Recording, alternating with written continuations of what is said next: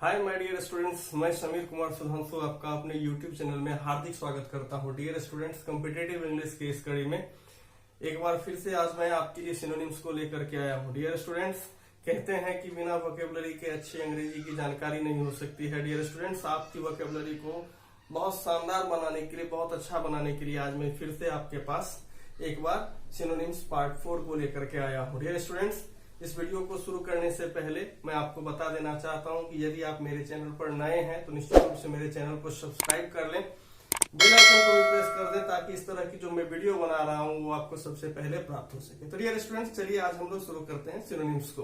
तो सिनोनिम्स के इस कड़ी में आज हम लोग सबसे पहला वर्ड जो है वो रेक्टिफाई ले रहे हैं।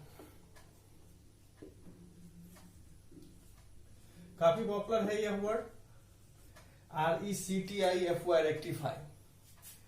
अगर बात कर लें कि भाई रेक्टिफाई हमारा जो है वो कौन सा पार्ट्स ऑफ स्पीच होगा, तो डियर स्टूडेंट्स, रेक्टिफाई हमारा जो है वो वर्ब है, इसे याद रखेंगे।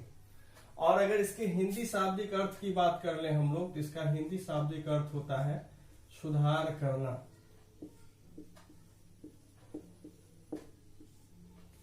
ठीक है, इसे आप सुधारना भी कह सकते हैं।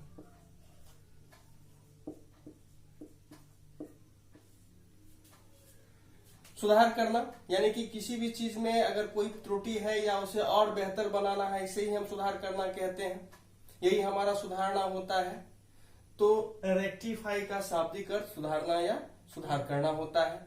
अगर इसके सिनोनिम्स की बात कर लें हम लोग, यानी कि इसके पर्यायवाची शब्द की बात कर लें, अगर हम लोग इसके समानार्थी शब्द की बात कर लें, तो ये हो सकता है आपका एमेंड, रिफॉर्म, मेंड। डियर स्टूडेंट्स, पेन पेपर लेकर के इसे निश्चित नोट कर लीजिए। अगर आपके पास पेन पेपर नहीं है तो इसका आप स्क्रीनशॉट लेकर के भी रख सकते हैं और इसे घर जाकर के आप जो है कभी भी फेयर कर सकते हैं। वो काफी इंपॉर्टेंट वर्ड्स हैं ये सारे। अब यहाँ पे मैं आपको जानकारी के लिए बता दूं कि रेक्टिफाई काफी बार पूछा गया है, लेकिन अगर सपोज करिए कि क्वेश्चन में एमेंड आ जाए और ऑप्शन में आपका जो है 4 ऑप्शन रहे और उसमें 3 डिफरेंट रहे और एक ऑप्शन आपका रेक्टिफाई हो जाए या रेक्टिफाई की जगह रिफॉर्म या मेंड हो जाए, तो आपको आंसर चुनने में दिक्कत नहीं होनी चाहिए। ये आपको समझ में आता होगा, तो इस आधार से आप आंसर चुन सकते हैं। अगर बात कर ले हम लोग रेक्टिफाई से एक सेंटेंस बनाने की, रेक्टिफाई के एक एप्लीकेशन को सीखने की, तो इससे एक सेंटेंस हो सकता है आपका कि why does the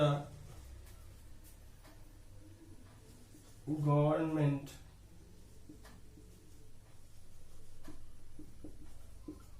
take steps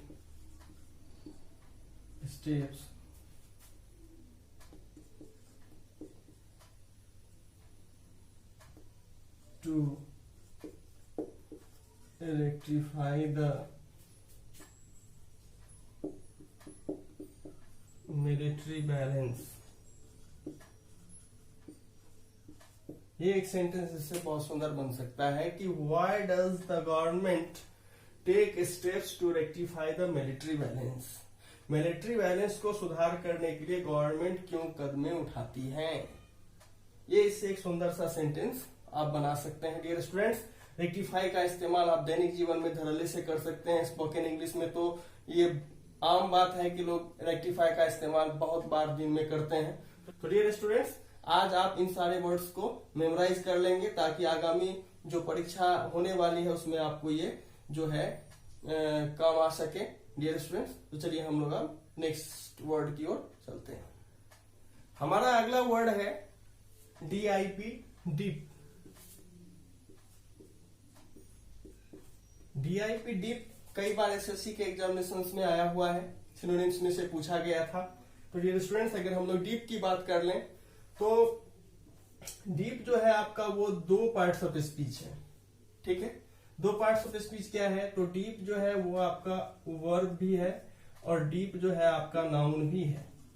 यानी कि इसे एज अ वर्ब भी आप इस्तेमाल कर सकते हैं और एज अ नाउन भी इस्तेमाल कर सकते हैं। ये आप पे निर्भर करता है कि परीक्षा में आप इसे कैसे इस्तेमाल कर सकते हैं।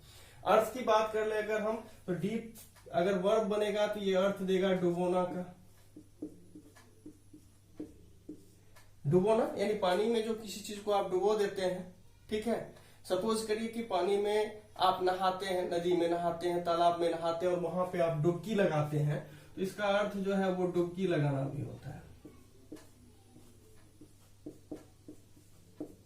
इसका अर्थ डुबकी लगाना भी होता है। और अगर इन दोनों से अलग अर्थ की बात करें तो इसका एक अर्थ आपका गिराना भी हो सकता है, ठीक है। और एज ए नाउन अगर हम लोग डीप को देखें कि डीप क्या अर्थ देता है, तो ये अर्थ देगा आपको, नाउन के रूप में भी यही अर्थ देता है, तो अर्थ हो जाएगा नाउन के रूप में इसका डुबाओ,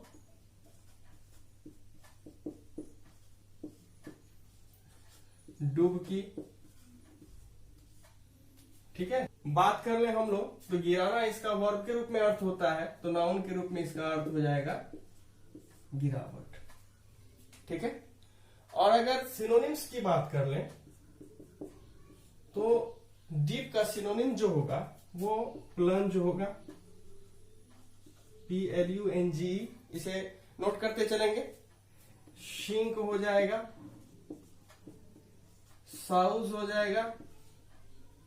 ये तीन के तीन काफी इंपॉर्टेंट वर्ड्स हैं, काफी पॉपुलर वर्ड्स हैं, और ये तीन जो है आपको डुबोना, डुबकी लगाना, गिराना इसका अर्थ देगा। और मैं इन तीनों के बारे में आपको बता दूं कि जिस प्रकार डीप आपका वर्ब भी है और नाउन भी है, ठीक इसी प्रकार प्लंज, सिंक, साउथ जो है ये आपका नाउन भी होता है और वर्ब भी होता है, ये आपका दोनों हो जाता है, ठीक है।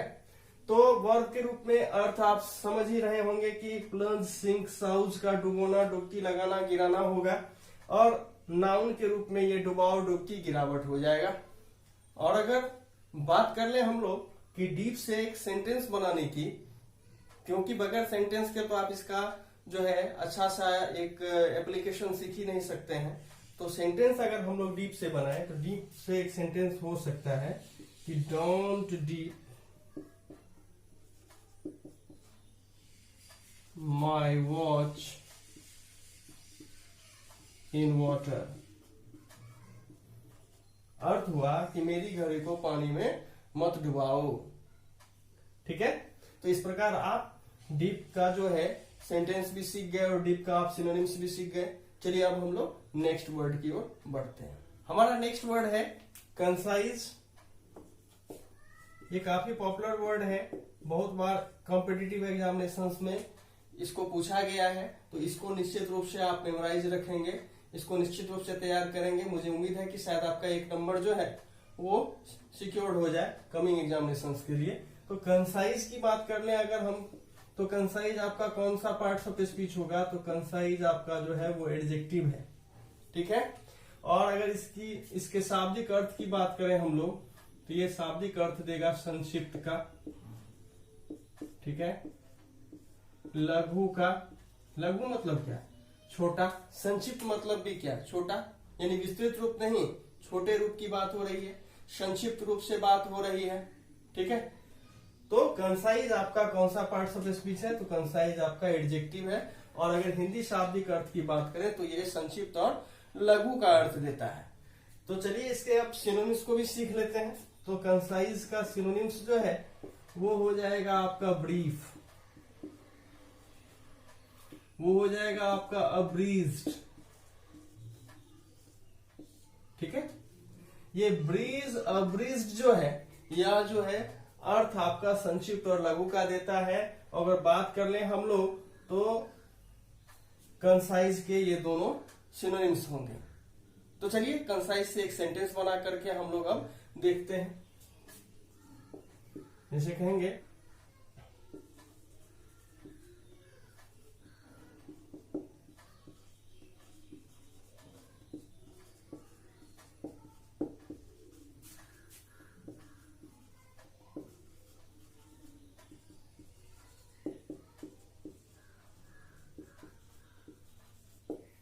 मैंने सेंटेंस बनाया इससे कि your concise explanation was satisfactory. तुम्हारा जो संक्षिप्त व्याख्यान था वो बहुत संतोषप्रद था। तो यहाँ पर आप देखिए कि कंसाइज एक्सप्लेनेशन, कंसाइज को हमने इस सेंटेंस में एज एन एडजेक्टिव यूज किया है। कैसा एक्सप्लेनेशन भाई, एक्सप्लेनेशन यहाँ पे नाउन है, तो कैसा एक्सप्लेनेशन, तो कंसाइज एक्सप्लेनेशन। तो सेंटेंस बनाया हमने कि your concise explanation was satisfactory. तो ये एक सुंदर सेंटेंस बन गया। इससे और भी सेंटेंस आप बना सकते हैं। जितनी अच्छी आपकी जानकारी होगी, धीरे धीरे आप उतना अच्छा सेंटेंस बनाना सीख जाएंगे। तो चलिए अब हम लोग नेक्स्ट वर्ड की ओर बढ़ते हैं। हमारा नेक्स्ट वर्ड जो है वो है लीथल। लीथल की अगर हम लोग बात कर लें तो लीथल कौन सा पार्ट्स ऑफ स्पीच होगा, तो माय डियर स्टूडेंट्स ये आपका एडजेक्टिव ही है, ठीक है। और अगर हिंदी शाब्दिक अर्थ की बात करें तो इसका हिंदी शाब्दिक अर्थ होता है घातक, जानलेवा। अब घातक कहिए या जानलेवा कहिए, बात बराबर है, यानी कि जिससे जान जाने का जोखिम हो, जो जान के लिए जोखिम भरा हो, तो उसे को आप जो है लीथल कहते हैं। और अगर इसके सिनोनिम्स की बात कर ले हम लोग कि लीथल का सिनोनिम्स क्या होगा, तो ये आपका हो जाएगा डेडली, ये आपका हो जाएगा फैटल, ठीक है। ये तीनों के तीनों वर्ड जो है काफी इंपॉर्टेंट वर्ड हैं, इसको आप जरूर याद रखेंगे। एक नंबर तो मान के चलिए कि आपका सुरक्षित है। बहुत बार इसको मैंने देखा है कि बहुत सारे कॉम्पिटिटिव एग्जामिनेशंस में ये वर्ड्स पूछे जा चुके हैं, ठीक है। अब चलिए एक सेंटेंस बनाते हैं लीथल से, ताकि आपकी अवधारणा और स्पष्ट हो सके। तो जैसे हम कह सकते हैं कि सेवरल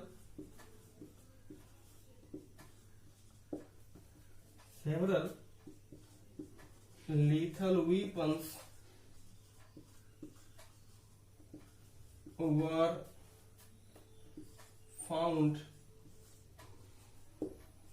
in his office, कि उसके ऑफिस में बहुत सारे घातक हथियार पाए गए। वेपन्स का मतलब होता है हथियार, अस्त्र शस्त्र। तो सेवरल लीथल वेपन्स, बहुत सारे अनेक घातक हथियार, were found in his office, उसके ऑफिस में पाए गए। कैसे वेपन्स भाई, वेपन्स आपका नाउन है, यहां पर ध्यान दीजिए। कैसे वेपन्स, तो लीथल वेपन्स, ठीक है। तो ये लीथल आपका यहाँ पे एज एन एडजेक्टिव इस्तेमाल हुआ है। तो माय डियर स्टूडेंट्स, ये काफी इंपॉर्टेंट वर्ड है, आप इसे तैयार कर लेंगे। जितना आप वोकेबलरी बढ़ाते जाएंगे, आपका ज्ञान उतना बढ़ता चला जाएगा। एक अच्छे जानकार के पास में एक अच्छी वोकेबलरी का होना बहुत अनिवार्य है। तो चलिए हम लोग नेक्स्ट वर्ड की ओर चलते हैं। हमारा नेक्स्ट वर्ड है रिपरकशन। काफी इंपॉर्टेंट वर्ड है ये। तो ये रिपरकशन जो है हमारा कौन सा पार्ट्स ऑफ स्पीच है, तो सबसे पहले मैं ये बता दूं कि ये हमारा नाउन है, ठीक है। आप वाक्य में जब भी इसका इस्तेमाल करेंगे तो एज अ नाउन करेंगे। और अगर अर्थ की बात कर ले कि रिपरकशन हमारा कौन सा अर्थ देता है, तो ये हमारा अर्थ देता है हिंदी का अप्रत्यक्ष परिणाम का। ये अर्थ देता है हमारा हिंदी का अप्रत्यक्ष परिणाम का, ठीक है। इसे आप नतीजा भी कह सकते हैं। और अगर रिपरकशन के सिनोनिम्स की बात करें हम लोग, इसके सिनोनिम्स क्या सब हो सकते हैं, तो इसमें आप इम्पैक्ट ले सकते हैं। इम्पैक्ट जो है इसका सिनोनिम हो सकता है कॉन्सिक्वेंसेस हो सकता है,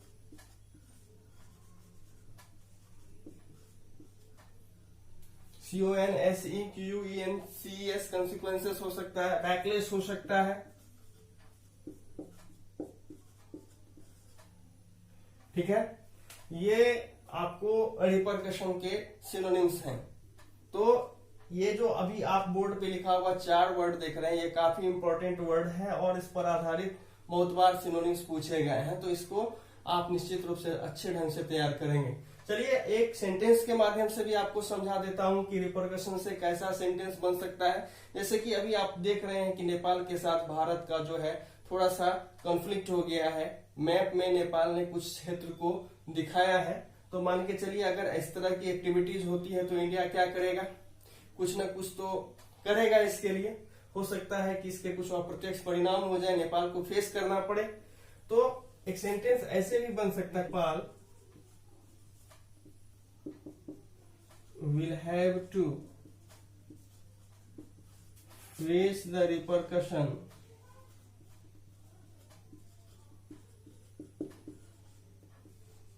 of this action. नेपाल को इस एक्शन के अप्रत्यक्ष परिणाम फेस करने पड़ेंगे, ऐसा मैंने सेंटेंस बनाया है और काफी सुंदर सेंटेंस बना हुआ है। इसका इस्तेमाल आप दूसरे ढंग से भी कर सकते हैं।